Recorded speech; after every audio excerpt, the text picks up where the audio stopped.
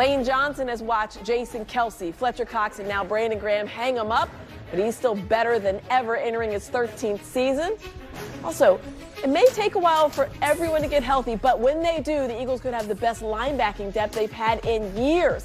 And Devontae Smith is part of the best wide receiver tandem in all of football. He'll share why he loves that partnership with A.J. Brown. Let's huddle up.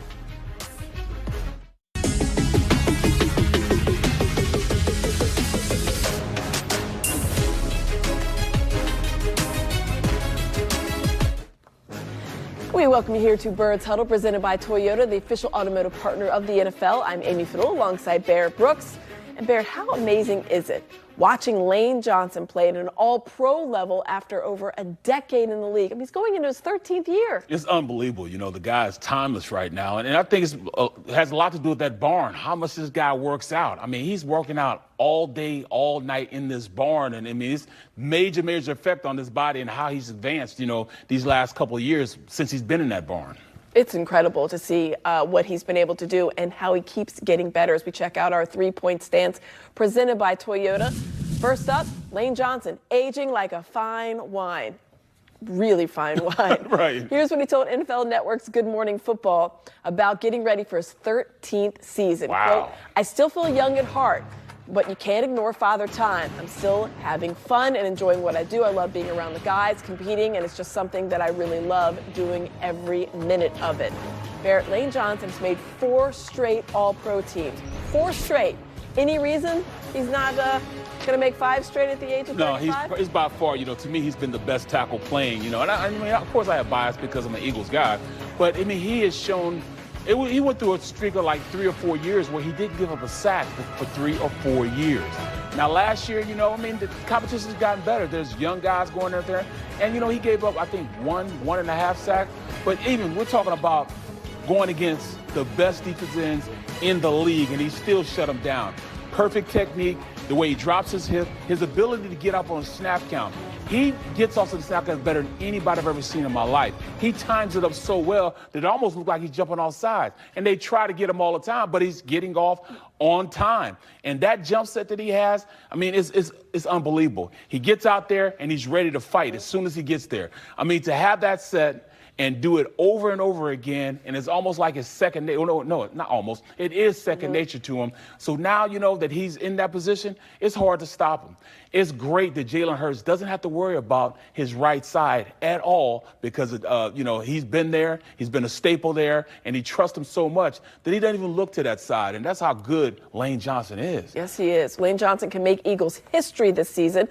His total 5 All-Pro selections tied with Hall of Famer Bob Brown for the most by any offensive tackle in Birds history. Jason Peters won back there, obviously, with 4. So, Barrett, any doubt that we've been watching a future Hall of Famer for the last 12 seasons? There's no doubt in my mind that Lane will be a future Hall of Famer. I mean, he's done enough. He's got the most respect out of every player in the NFL. You look at it, even the defensive end he plays against, they all give raving, you know, reviews about him, even though they play against him. They understand that he's the most talented tackle in the league. His, you know, the way he prepares himself, what he does as far as his sets.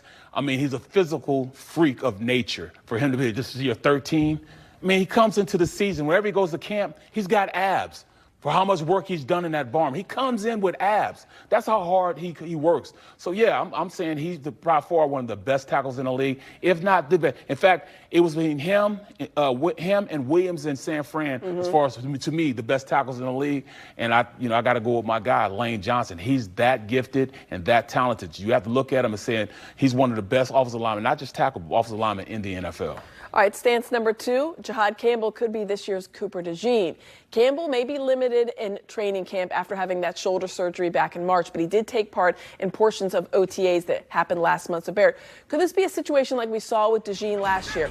You know, he was obviously coming off of an injury, slow in camp, but Campbell might get worked in slowly for the first couple of games, but could end up being a major player before too long. You know, it's not could be. He is going to be a major player. They brought him in to play, and that's exactly what he's going to do.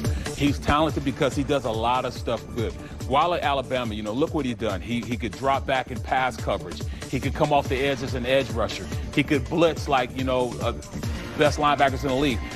If it wasn't for his shoulder surgery in March, he would have been a top 10 pick And once again, Howard Roseman, the luck of the Irish, ends up getting him at pick number 31 or 32, because they won the Super Bowl with the last pick. Yep. They made it happen. So, I mean, they traded for him, but I just, think that he will be a shining light. Because they didn't want to, wait. They were, the fact that he was even down that low. Exactly. Because don't of the take injury. any chances. Exactly. We'll Didn't cost you anything. We'll do it. Yeah, exactly. It was impressive. Nakobe Dean, meanwhile, working his way back from a torn patellar tendon that happened in the playoffs. Jeremiah Trotter Jr. should get a ton of reps in camp. Dean Campbell obviously working their way back. So how good is it when you factor all that in, the potential of this linebacking depth when they have everybody healthy? Can you believe we're talking about linebacker depth for the Philadelphia Eagles? It used to be one of those positions where they'd be like, all right, we can just patch together. We'll go get this guy in free agency. We go get this guy in free agency. They're drafting well, just like you said, Trot Jr. being here,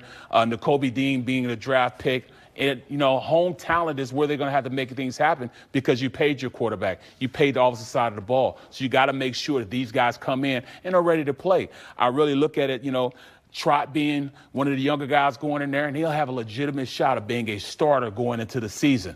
Plus, they drafted well this year. Smile Mundane. I heard a lot of good stuff about him in training camp. They're saying that he has been balling. He's turning some eyes. Maybe he gets some reps in there. I know he'll be on special teams, but maybe he gets some reps on the defense also. Dean, when he comes back, we're talking about he's a leader. He's going to come back from it. He's going to be ready to go. I had the same injury, but it made me retire because they told me, hey, I did it my 12th year. And it said, somebody half your age and half, your size couldn't come back from this injury. I tore my patella tendon from my quad muscle. I look at him the other day. He's walking around like nothing wrong with him. He'll be just fine going into this season, and he's going to compete and come back. That iron sharpens iron is a true thing in that linebacker room. All those guys want to play, and they're all going to be aggressive. They want to make some things happen. So I'm looking forward to them, and the competition in there. Campbell, Mundane, Trot, and of course, depth. Zach Bond. We paid a linebacker, Zach Bond. This is crazy. We're talking about this in Philadelphia. I love it. Stance number 3, the Detroit Lions could take a step back after losing both their coordinators to head coaching jobs. Former Lions offensive coordinator Ben Johnson, now head man in Chicago. Defensive coordinator Aaron Glenn coaching the Jets. Despite those departures, though, Lions still have the second best odds to win the NFC after, of course, the Birds. So, Bear, do you expect the Lions to take a step back? Do you think they're talented enough to kind of withstand that? Well, of course they're going to have to take a step back. The coordinators left, and I wasn't a big fan of Aaron Glenn being the defensive coordinator. He was, he wasn't really my guy. And one of his disciples is is one, going to be a coordinator there, Kelvin Shepard. He'll be the defensive coordinator. He's going to step right in. He knows the talent. He knows the guys he has there. Last year, they were ravaged by injury. Everybody, they went to their third and fourth guys at the position, last year towards the end of the season. Hopefully they come back and, they will be healthier. But, I still didn't like the defense, how it was called, and then, one of his disciples going to be there. On the other side, John Morton is their new offensive coordinator. Can he call the plays and make those guys play like, they did last year? The way they ran the ball, the play action, how they were innovative and getting guys open. You got, some really, really good players there. We'll see. Amon-Ra St. Brown, one of the best receivers in the league. Can he get them going? The running back combination they had. They have some talent on that team and one of the best offensive lines in the NFL, even though their center retired. I just really think that they're going to take a step back. You just can't think. Or I thought we were going to be great, even though both our defensive coordinators, 2 years ago left. Yeah. Offensive coordinator and defensive coordinator, I thought we were going to be okay. No, we weren't. Yeah. We weren't. We had some major steps to go to, get to where we need to get. That's tough. And I think they're going to do the same thing. Even though they have a great head coach in Dan Campbell, my boy. That's your guy. He's still, it's still going to take a step back. You would have loved to have played for Dan Campbell. I couldn't play for him because we played together and it's my boy. That's true. He can't be yelling at me. No. Anyway, have that. Let's check out the playbook presented by Supercuts. We continue our countdown of the top 25 most important Eagles with Devontae Smith. See where Skinny Batman ranks on our list. Plus, our 32 teams in 32 days series goes to Seattle, where Geno Smith and DK Metcalf are out, and Sam Darnold and Cooper Kupp are in. And we'll discuss which NFC division winner will not repeat in 2025. This is Sports Huddle presented by Toyota, the official automotive partner of the NFL.